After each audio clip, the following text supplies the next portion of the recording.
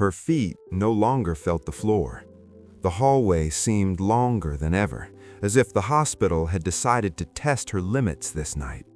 The fluorescent lights flickered slightly, and the distant beeping of heart monitors blended with the slow shuffle of her steps. She was beyond ordinary exhaustion, the kind that no night of sleep could erase. 12-hour shift had turned into 15, staff shortages, no time, no patience. At some point, almost no willpower left. She pressed a hand against the cold wall, inhaling deeply. She considered leaving early, ignoring the last call. No one would notice if she left it for the next shift. Then the alert flashed on the screen. Newly admitted patient, room 417, basic care required. She closed her eyes for a moment. Just this one, she whispered to herself. The room was quiet when she entered. A faint smell of disinfectant lingered, mixed with something undefinable, almost old. The man lay covered up to his chest, thin, pale, stubbled chin, simple clothes folded neatly on a chair, as if someone had cared enough to arrange them. No visitors. She quickly scanned the chart. Minimal information, no emergency contacts, late admission, pain, weakness, mild dehydration, nothing alarming, nothing that explained the strange tightening in her chest. "Good evening," she said softly, more out of habit than expectation that he would hear. His eyes opened slowly. There was fatigue there, but not only that, a depth, a presence that suggested he had been awake far longer than his frail body indicated. Not scared, not anxious, just there. "Sorry to bother you," he said, voice weak but steady. "I know it's late." She swallowed hard. How many complaints had she heard tonight? Screams, demands. And here was someone apologizing for needing help. She could have done the bare minimum, quick, clinical, detached, but she didn't. She adjusted the pillow, checked his vitals carefully, pulled the sheet over his shoulders, stayed a moment longer than the protocol required. Even without strength, even wanting to leave. Unaware that this simple choice would change everything. She should have left. The procedure was done, vitals checked, medication recorded, everything as expected. Her watch felt heavier than usual, reminding her that the shift had long passed its limit. Still, she didn't move. He watched her quietly, not with insistence or prying curiosity, but with a calm attentiveness, as if he were more concerned about her than his own condition. "You look tired," he said suddenly. She gave a small, automatic smile, the kind learned during the first month in a hospital. Part of the job, but that wasn't the whole truth. As she organized her supplies, her body protested, a slight tremor in her hands, a weight pressing on her chest. Maybe she was exaggerating. Maybe she didn't need to get involved. Maybe following the protocol was enough. Still, she pulled over a chair and sat for a moment. "Have you eaten today?" she asked. He shook his head. "I haven't felt hungry." She recognized that answer. She'd heard it countless times. It wasn't a lack of appetite. It was something else, too exhausted to even feel hunger. She rose slowly, went to the hallway, grabbed a cup of water, adjusted his IV, and returned calmly. It wasn't her duty, it was a choice. "Drink slowly," she said, handing him the cup. His fingers brushed hers for a second, quick, almost imperceptible. Yet something happened. No shock, no tingling, just a deep, quiet sensation, hard to name, as if that brief touch had passed through layers she didn't know she had. She pulled her hand back, confused. "Thank you," he said. "Not everyone stays." She frowned. Staying is part of the care. He gave a slight smile, not ironic, not mocking, just understanding. "Not always," he replied. Silence returned to the room, but it wasn't empty. It was dense, full of unspoken things. She realized something strange. The fatigue she had carried didn't vanish. but it felt different, as if the room had its own rhythm, separate from the chaos of the hospital. "Why did you come in so late?" she asked, almost without realizing it. He paused. "Sometimes you wait until you can't anymore." She nodded slowly. That answer didn't feel casual. Before leaving, she straightened the sheets again. "I'll check in later," she said. He followed her with his gaze. "I know," he replied, calm in a way that made no sense. When she stepped out, a strange certainty settled in her chest. This was no ordinary patient, and somehow she knew she would return to room 417. She tried to go through the rest of her shift as usual, attending to other patients, answering calls, updating charts in the system. Everything appeared normal, but nothing really was. With every task completed, her mind kept drifting back to room 417. It wasn't clinical concern. It was something else. The hospital moved at its usual frantic pace, but time felt different since leaving that room, as if inside those walls there existed a hidden pause, a space where everything slowed down. When she finally returned, the hallway was quieter. The clock had just passed 6. Morning was approaching, yet her exhaustion hadn't worsened, which in itself felt strange. She opened the door slowly. He was awake, sitting on the bed, back straight despite his fragile frame, watching the soft light filtering through the window, as if noticing things others never would. "I thought you were asleep," she said. "I was resting," he replied. "Not the same thing." She stepped inside, closing the door behind her.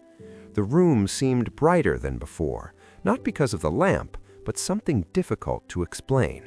The air felt lighter, calmer than any hospital should. "How are you feeling?" she asked, approaching. "Better than when I arrived," he said. "Much better than I deserved." She paused at the words, but didn't comment. Checked his blood pressure, vitals, all surprisingly stable. For someone who had been so weak, it made little sense. "Have you worked here long?" he asked. "Long enough to know when someone is trying to make conversation," she replied, a faint smile tugging at her lips. "Maybe I just want to hear you talk." She laughed softly, a genuine laugh, rare in the middle of the night. "People rarely ask about us," she continued, without realizing how much she was saying. "We care, run, fix, but no one asks if we're okay." He watched her carefully. "And are you?" he asked. She hesitated. "I don't know," she admitted. "Not today, at least." A pause. "Even so, you stayed," he said. "That says a lot." She looked away, uncomfortable. She didn't like being seen that way. "Sometimes you just do what needs to be done," she replied. He smiled again. "Sometimes that's more than enough." Before leaving, she felt something impossible. She was less tired than when she had first entered the room. Leaning against the door for a moment, her heart raced, not from fear, but from the strange sense that this encounter wasn't bound by ordinary time. And for the first time, a question formed in her mind. Who exactly was this man? Dawn began to creep through the hospital windows. The bluish glow of the early morning faded into pale gold, but inside her, something had already awakened long before the sun. She tried to focus on the last reports of her shift, but the words on the screen felt distant. Her attention kept drifting insistently toward room 417. Not anxiety, a silent pull, almost physical. She decided to go once more before ending her shift. The hallway was busier now, doctors rushing in, aides moving briskly. But as she approached the door, the same inexplicable calm washed over her.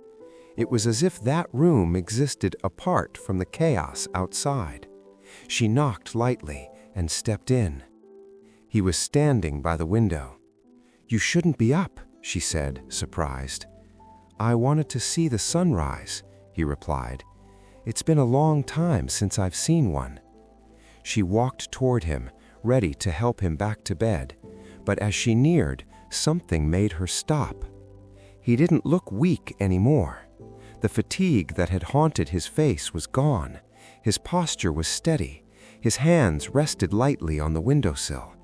There was no effort in his breathing. "You look too well," she murmured. He turned to her slowly. "Maybe not every healing is visible in the tests." The words struck her, not for what they said, but for how they were spoken, with an ancient certainty, quiet but undeniable. She swallowed hard. "Who are you?" she asked, almost whispering.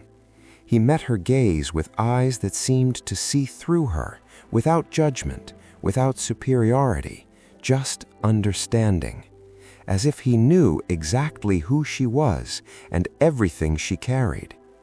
"Someone who needed care," he said, and found it. She felt tears prick at the corners of her eyes, thinking of all the nights she had cared for others, unseen, unrecognized, exhausted, all the times she had almost given up. "I almost didn't stay today. I was ready to leave. But you stayed, and it made all the difference." A silence filled the room. Then he reached out, lightly touching her wrist. The touch was simple, human, but something happened. The weight on her shoulders lifted. The exhaustion she had carried for months seemed to dissolve. She inhaled deeply, as if breathing fully for the first time in ages. Startled, she stepped back. "What did you do?" she whispered. He smiled, the same calm, gentle smile. "Just returned what you forgot you had." Before she could ask anything, footsteps approached in the corridor, and when she looked back at him, a certainty impossible to explain settled in her chest. This man wasn't just a patient. He saw beyond, and deep in her soul, she knew the answer she sought was about to be revealed. The footsteps in the corridor grew closer. Doctors' voices, the metallic clatter of carts. The hospital was waking up.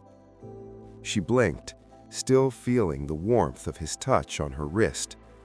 "I should call the doctor," she said, trying to regain control. "Your condition changed so quickly." She turned for just a few seconds to grab his chart.